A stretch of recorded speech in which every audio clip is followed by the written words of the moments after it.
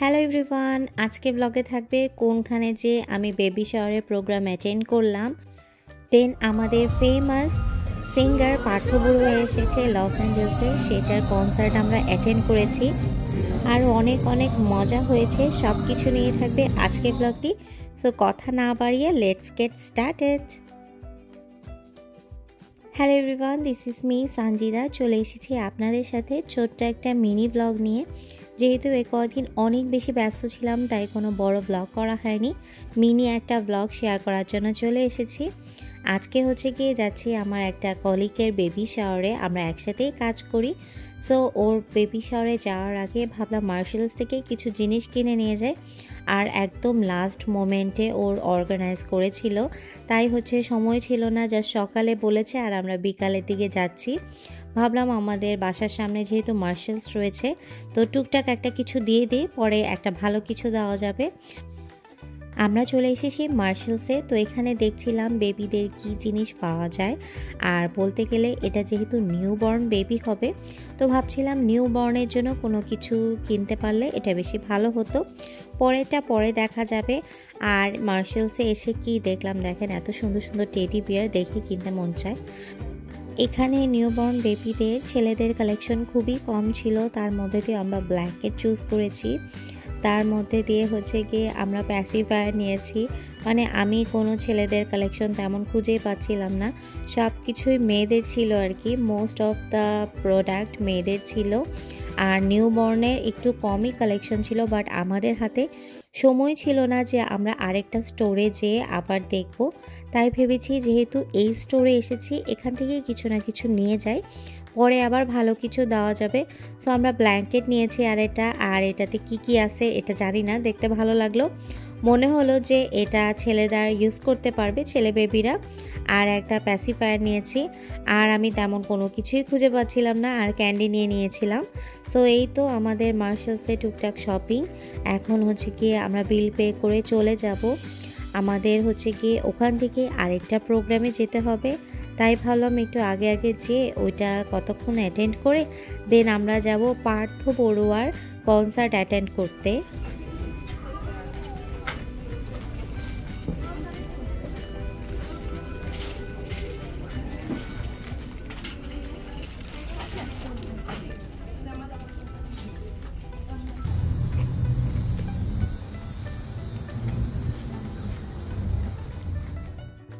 চলে এসেছি বেবি শাওয়ারের প্রোগ্রামে। আর যাদের বাসায় এসেছি তারা গিয়ে আমার কলিগ। আমি তাদের সাথে একসাথে কাজ করি। আর ওই একটা আন্টির বাসায় ছিল বেবি শাওয়ারের প্রোগ্রাম। সো ফিলিপিনোরা কিন্তু আন্টিকে তিতা বলে। সো আমরা আসছি একটা তিতার বাসায়। তার বাসাটা আমার কাছে অনেক ভালো লেগেছে, অনেক নিট অ্যান্ড ক্লিন। আমি ফার্স্ট টাইম আমার কোনো কলিগের বাসায় এসেছি, তো আমার অনেক বেশি ভালো লাগছে। আমি আর রাতুল এসেছি, আর এখানে অনেক অনেক খাওয়া ছিল, প্রচুর খাওয়ার ওরা অ্যারেঞ্জমেন্ট করেছে। আর প্রত্যেকটা খাবারের লুক খুবই সুন্দর ছিল, তাই ভাবলাম একটা ছোট্ট ছোট করে ভিডিও করে নিই আপনাদের সাথে। আজকে আমরা এসেছি এই তিতাটার বাসায়। ওনাকে আমি মামি বলে ডাকি। ওনাকে দেখলে আমার আম্মুর কথা মনে পড়ে, তাই ওনাকে যখনই আমি কাজে দেখি মাম্মি বলে ডাকি। বলতে গেলে ফার্স্ট গেস্ট কিন্তু আমরা এসেছিলাম, আমি আর রাতুল। তারপর থেকে সবাই আসা শুরু করছিল। আমি ঘুরে ঘুরে সব কিছু দেখাচ্ছিলাম। এই যে খাবারটা, এটা গিয়ে নুডলস বলতে পারেন। এটাতে শ্রিম্প ছিল। এটা এত বেশি মজার ছিল, আমার কাছে বেশ ভালো লেগেছে। আমরা এই একটা আইটেমই খেতে পেরেছি আর কি বলতে গেলে। এই যে আমার সব কলিগরা চলে এসেছে। আর মিডলে যে হোয়াইট কালার আর ব্রাউন কালার ছিল, ওনারা দুইজনই গিয়ে প্রেগনেন্ট। সো ওদের দুইজনেরই বেবি শাওয়ারে এসেছি। তো এখানে সবাই মিলে আমরা ছবি তুলে নিলাম। রাতুলকে বললাম একটু ভিডিও করে দিতে। আর এখন সবাই খাওয়া দাওয়া শুরু করবে। এত এত খাওয়া এখানে। খাবারের মধ্যে আমরা শুধু এই নুডলসটাই ট্রাই করেছি, কারণ এটার মধ্যে শুধু শ্রিম্প ছিল। আর প্রত্যেকটাতে পর্ক ছিল। ফিলিপিনোরা কিন্তু অনেক বেশি পর্ক খায়, সো ওগুলো কোনো কিছুই ট্রাই করিনি, শুধু শ্রিম্পের এই নুডলসটাই ট্রাই করেছি। এটা খুবই মজার ছিল। শুধু এটা আর ড্রিঙ্ক দিয়ে আমরা খেয়েছি, বাট এটা অনেক ভালো ছিল, অনেক বেশি মজা লেগেছে এই আইটেমটা আমার কাছে। সবাই খাওয়া দাওয়া করছে। আমরা ওই প্রোগ্রামে ছিলাম মনে করেন 2 ঘন্টার মতো। তারপরে হচ্ছে আমরা এখন নর্থ হলিউডের দিকে রওনা দিই পার্থ বড়ুয়ার কনসার্ট দেখার জন্য।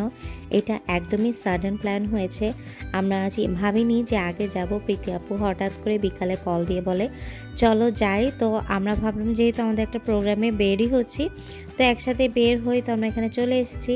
এই যে প্রীতি আপু, তারপর টুম্পার সাথেও দেখা হয়ে গেল। এখানে অনেক অনেক পরিচিত মুখ ছিল, সবাই এসেছে, অনেক বেশি ভাল লাগছে। বাঙালিতে একটা গেট টুগেদার হয়ে গেল, আর আমরাও একটা কথা বলার গল্প করার সুযোগ পেয়ে গেলাম।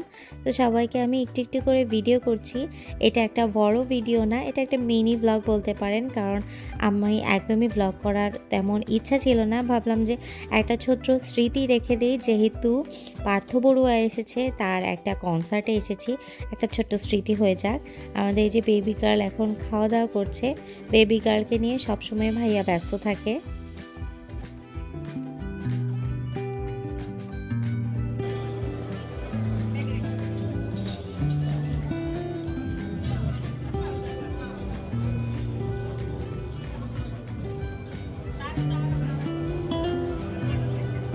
We are waiting for you.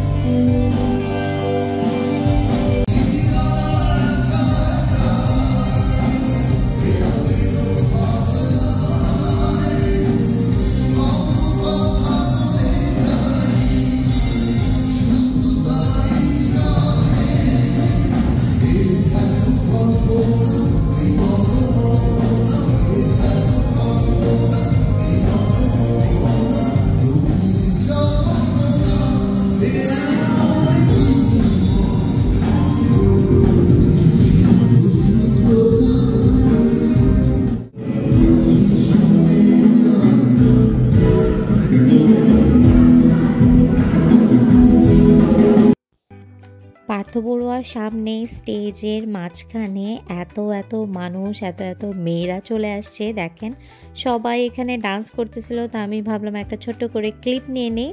তো আজকের ব্লগটা এখানেই শেষ করছি। সবাই ভালো থাকবেন। আমার এই ছোটোখাটো ব্লগটি কেমন লেগেছে জানাতে কিন্তু ভুলবেন না। সবাইকে আল্লাহ হাফেজ।